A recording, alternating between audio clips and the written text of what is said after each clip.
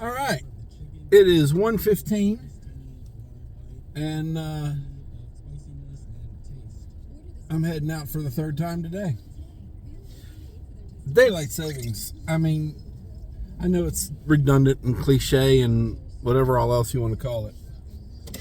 But damn, does it fuck with me. This has really got me messed up. Because it sure as hell doesn't feel like 1:15. I don't know. I don't get it. Because body clock is telling me it's 12:15, right? Or it should be telling me. But what it's telling me, or what it feels like, is like 4 o'clock. So, anyway.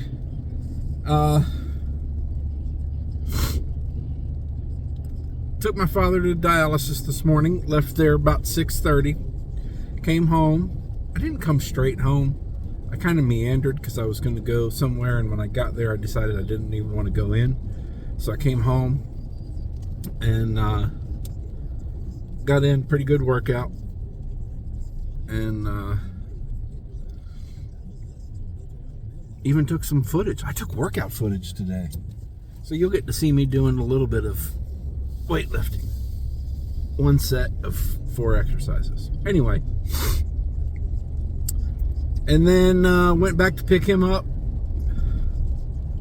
brought him home, got him fed and medicated, and he went back to bed. I sat down in my chair, ate breakfast, and fell asleep. I always like to eat my breakfast, which is granola, yogurt, blueberries, cinnamon, and pecans, and promptly fell asleep. And that was actually breakfast number 2. I did eat twice this morning. Anyway, woke up when I missed a phone call that I was waiting on to try and get some medication that I need. And now I'm going to take a circuitous route back to pick up my medicine. So here's my question.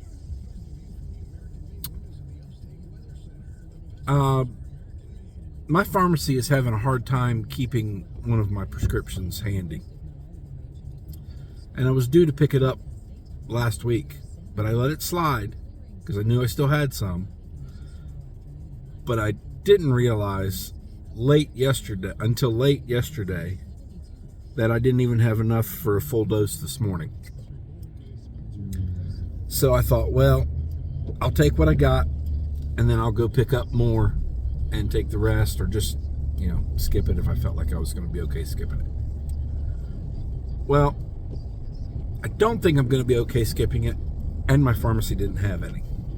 I've been waiting for a week. They told me to let them know when I was going to need it, so I did. I let them know a week ago, and they supposedly put it on order, and they still don't have it.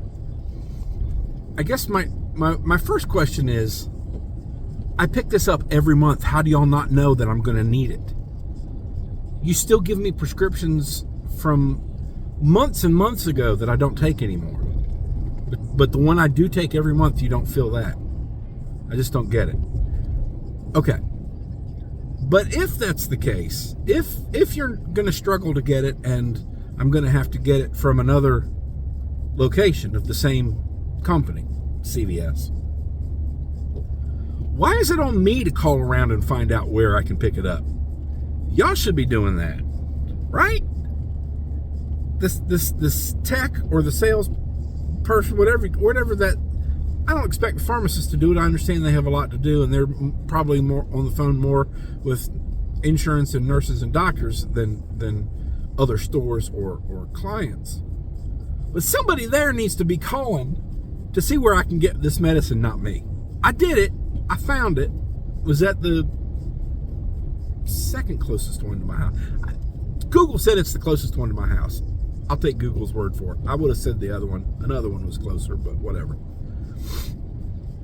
And it wasn't a huge deal, except for the fact that it takes me longer to push all the numbers they want me to push before I can talk to somebody than it would take the pharmacist to just pick up the phone and call the other store. I know they're not having to push the same buttons to talk to a pharmacist that I'm having to push. I don't know. And they probably don't even have to call. They could probably just do it on their computer. But no, they want me to call. Man, it's a pain in the ass. It's just bad customer service, which CVS is really good at being bad.